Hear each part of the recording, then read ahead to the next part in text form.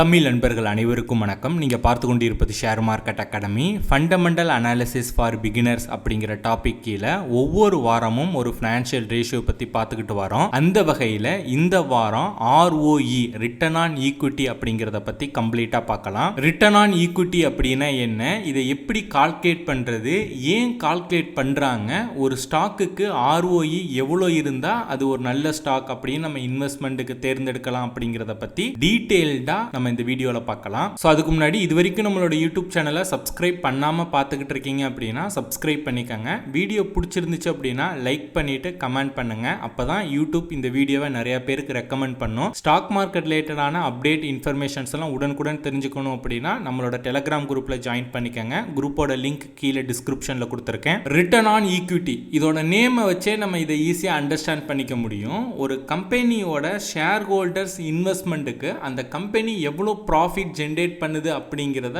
காட்டுற ஒரு அளவுகோல் தான் பார்த்தீங்க அப்படின்னா ROE. கொஞ்சம் குழப்பமா இருக்கா? ஒரு உதாரணத்தோட பார்க்கலாம். இப்போ நம்ம ஸ்டாக் மார்க்கெட்டில் ஒரு 100 ரூபாய் நம்ம ஒரு கம்பெனியில் நிறுவனத்தில் இன்வெஸ்ட்மெண்ட் பண்ணுறோம் அப்படின்னா அந்த கம்பெனி நம்ம 100 ரூபாய் இன்வெஸ்ட்மெண்ட் பண்ணதை வச்சு அவங்க எவ்வளோ ப்ராஃபிட் ஜென்ரேட் பண்ணுறாங்க அப்படிங்கிறத கால்குலேட் பண்ணுறது தான் இந்த ROE. சரி, ஏன் இதை கால்குலேட் பண்ணணும்? இது கால்குலேட் பண்ணுறதுனால நமக்கு என்ன யூஸ் அப்படின்னு கேட்டிங்க அப்படின்னா, இப்போ ROEயோட வேல்யூ அதிகமாக இருக்குது அப்படின்னா நீங்கள் அந்த கம்பெனியில் இன்வெஸ்ட்மெண்ட் பண்ணுற அமௌண்ட்டை அந்த கம்பெனி நல்லா எஃபெக்டிவாக யூஸ் பண்ணி ப்ராஃபிட் ஜென்ரேட் பண்ணுறாங்க அப்படின்னு அர்த்தம். இதுவே ROE கம்மியாக இருந்தது அப்படின்னா இன்வெஸ்டர்ஸ் அந்த ஷேர் ஹோல்டர்ஸோட அமௌண்ட்டை அவங்களுக்கு எஃபெக்டிவாக யூஸ் பண்ண தெரியலை அப்படின்னு நம்ம எடுத்துக்கலாம். அப்போ அஸ் ஏ இன்வெஸ்டராக நம்ம என்ன திங்க் பண்ணணும் அப்படின்னா, ROEயோட வேல்யூ அதிகமாக உள்ள கம்பெனியில் நம்ம இன்வெஸ்ட்மெண்ட் பண்ணோம் அப்படின்னா அந்த கம்பெனி நம்மளோட அமௌண்ட்டை எஃபெக்டிவாக யூஸ் பண்ணி நல்லா ப்ராஃபிட் ஜென்ரேட் பண்ணுவாங்க. கம்பெனி நல்லா ப்ராஃபிட் ஜென்ரேட் பண்றாங்க அப்படின்னா கம்பெனி நல்லா வளர்ச்சி பாதையை நோக்கி மேலே போய்கிட்டே இருக்கும். ஷேரோட பிரைஸும் மேலே போகும், நமக்கு எக்ஸ்ட்ரா டிவிடெண்டும் கிடைக்கும். அட் த சேம் டைம் நமக்கு நல்ல லாபமும் அந்த கம்பெனி மூலியமா கிடைக்கும். ஓகே, இப்போ இந்த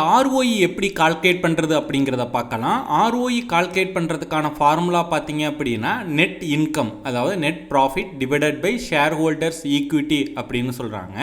இந்த நெட் இன்கம் நம்ம எங்கேருந்து எடுக்கிறது அப்படின்னா கம்பெனியோட ப்ராஃபிட் அண்ட் லாஸ் ஸ்டேட்மெண்ட் இருக்கு இல்லையா, அங்கேருந்து கம்பெனியோட நெட் இன்கம் நம்ம எடுக்கலாம்.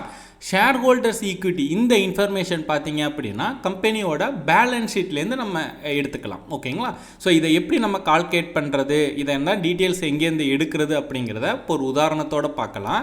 இப்போ நான் பார்த்தீங்க அப்படின்னா screener.in ஓப்பன் பண்ணிக்கிறேன். ஆல்ரெடி போன வீடியோவில் நம்ம ரிலையன்ஸ் இண்டஸ்ட்ரீஸை பற்றி நம்ம டிஸ்கஸ் பண்ணோம். சேம் இந்த வீடியோலையும் பார்த்தீங்க அப்படின்னா ROEக்கு ரிலையன்ஸ் இண்டஸ்ட்ரீஸே நம்ம எக்ஸாம்பிளுக்கு எடுத்துக்கலாம். ஓகேங்களா? ஸோ ரிலையன்ஸ் இண்டஸ்ட்ரீஸ் ஓப்பன் பண்ணிவிட்டு கீழே ஸ்க்ரோல் பண்ணிக்கிட்டே வந்தீங்க அப்படின்னா குவார்ட்டர்லி ரிசல்ட்ஸ் அப்படின்னு இருக்கும். அதில் நம்ம மே 2024 உள்ள ரிசல்ட்ஸை நம்ம பார்க்கலாம். அதுக்கு கீழே ஸ்க்ரோல் பண்ணிகிட்டே வந்தீங்கன்னா ரா PDF அப்படின்னு இருக்கும். ஸோ அது மே 2024க்கு கீழே உள்ள அந்த PDF கிளிக் பண்ணிங்க அப்படின்னா அதோட ரிசல்ட் அஃபிஷியல் ரிசல்ட் வந்து ஷோ ஆகும்.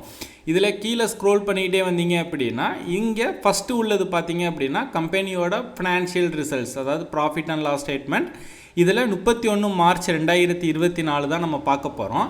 கீழே ஸ்க்ரோல் பண்ணிக்கிட்டே வந்தீங்க அப்படின்னா last total comprehensive income of the period அப்படின்னு கொடுத்து ஒரு வேல்யூ கொடுத்துருக்காங்க, 82,689 கோடி. ஸோ இதுதான் பார்த்தீங்க அப்படின்னா ஓவராலாக அவங்க இந்த ஃபினான்ஷியல் இயரில் ஏர்ன் பண்ண நெட் இன்கம், அதாவது அவங்களுக்கு வந்து இன்கம் வந்து எக்ஸ்பென்ஸ் டேக்ஸ் எல்லாம் போக அவங்களுக்கான நெட் இன்கம் இந்த பீரியடில் பார்த்த இன்கம் தான் பார்த்தீங்க அப்படின்னா இந்த 82,689 கோடி. ஸோ அதுதான் பார்த்தீங்க அப்படின்னா நான் இங்கே எடுத்திருக்கேன். ஓகேங்களா?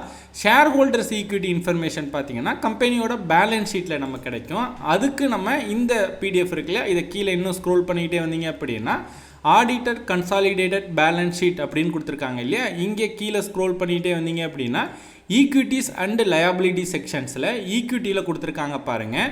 ஈக்விட்டி ஷேர் கேபிட்டல் அப்படின்னு சொல்லிட்டு ஒரு வேல்யூவும் அதர் ஈக்விட்டிஸ்ன்னு கொடுத்துருக்காங்க இல்லையா, இந்த வேல்யூ, இந்த ரெண்டு வேல்யூ நம்ம கூட்டினீங்க அப்படின்னா நமக்கு இந்த வேல்யூ கிடச்சிரும். ஓகேங்களா? ஸோ நான் இந்த வேல்யூ எப்படி வந்தது அப்படின்னா கம்பெனியோட பேலன்ஸ் ஷீட்லேருந்து நான் எடுத்திருக்கேன். ஓகேங்களா? ஸோ இப்போ அஸ் பர் ஃபார்முலா படி net income divided by shareholders equity போட்டோம் அப்படின்னா ROE வந்து நமக்கு 10.4 கிடைக்குது. இதை நம்ம கால்குலேட் பண்ணது கரெக்டாக அப்படிங்கிறத நம்ம ஒரு தேர்ட் பார்ட்டி பிளாட்ஃபார்ம் ஸ்டாக் எட்ஜில் நம்ம செக் பண்ணி பார்க்கலாம். ஸோ அதில் போய்ட்டு ரிலையன்ஸ் இண்டஸ்ட்ரீஸில் போய்ட்டு இங்கே ஃபண்டமெண்டல்ஸ்ன்னு இருக்கு இல்லையா, அதை கிளிக் பண்ணிவிட்டு ரேஷியோ அப்படிங்கிறதுல போனீங்க அப்படின்னா ஃபஸ்ட்டே வந்து ROE இருக்கும், ரிட்டர்ன் ஆன் ஈக்விட்டி அப்படின்னு இருக்கும். ஸோ அதில் 2024 3வது மாதம் பார்த்தீங்க அப்படின்னா 10.4 இருக்குது. ஸோ அப்போ நம்ம கால்குலேட் பண்ணது கரெக்டு தான்.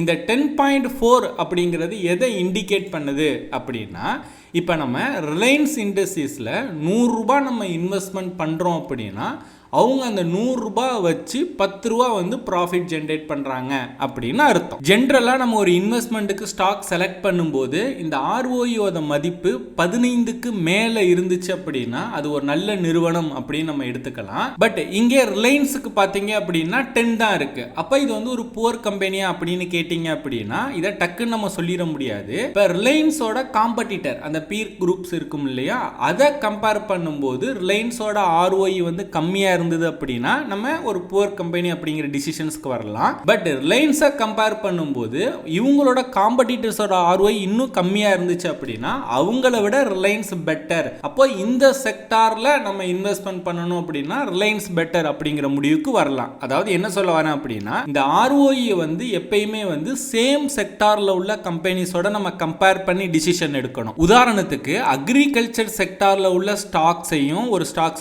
FMCGயில் உள்ள ஒரு ஸ்டாக்ஸையும் அந்த ROE வந்து நம்ம கம்பேர் பண்ணி பார்க்க கூடாது. அக்ரிகல்ச்சர் ரிலேட்டடான செக்டார்ல உள்ள ஸ்டாக்ஸோட ROE அதே செக்டார்ல உள்ள ஸ்டாக்ஸோட ROEயோட தான் நம்ம கம்பேர் பண்ணி பார்க்கணும். இந்த ROE பார்த்தீங்க அப்படின்னா இயர் ஆன் இயர் ஒரு கம்பெனிக்கு சேஞ்ச் ஆகிட்டே இருக்கும். அட் த சேம் டைம் வந்து பெட்வீன் த கேப்ல அந்த கம்பெனி ஏதாவது ஷேர்ஸை பைபேக் பண்றாங்க அப்படின்னாலுமே இந்த ROE வந்து சேஞ்ச் ஆகும். ஓகே, இப்போ உங்களுக்கு ROE பத்தி ஒரு நல்ல ஐடியா கிடைச்சிருக்கும். நீங்க இன்வெஸ்ட்மெண்ட்டுக்கு ஸ்டாக் செலக்ட் பண்ணும்போது இந்த ROE கண்டிப்பாக பாருங்கள். ஒரு 15க்கு மேலே இருந்தது அப்படின்னா அந்த கம்பெனியை நீங்கள் தாராளமாக செலக்ட் பண்ணிக்கலாம். பட் ROE மட்டுமே வச்சு ஒரு கம்பெனியை நம்ம இன்வெஸ்ட்மெண்ட்டுக்கு செலக்ட் பண்ணக்கூடாது. இது கூடவே சேர்த்து நம்ம ஆல்ரெடி டிஸ்கஸ் பண்ண மாதிரி பாட் மார்ஜின், எபிட்டா மார்ஜின், growth, இன்னும் ROCE, இது மாதிரி நிறைய ஃபினான்ஷியல் ரேஷியோஸ் எல்லாம் இருக்கு. அதெல்லாம் கன்சிடர் பண்ணிட்டு அதுக்கப்புறம் உங்களோட இன்வெஸ்ட்மெண்ட்டுக்கு ஸ்டாக்கை செலக்ட் பண்ணுங்க. இந்த வீடியோ பார்த்துக்கிட்டு இருக்க நீங்க ஆல்ரெடி ஒரு ஸ்டாக் புரோக்கர் மூலியமா இன்வெஸ்ட்மெண்ட் ட்ரேடிங் பண்ணிட்டு இருக்கீங்க.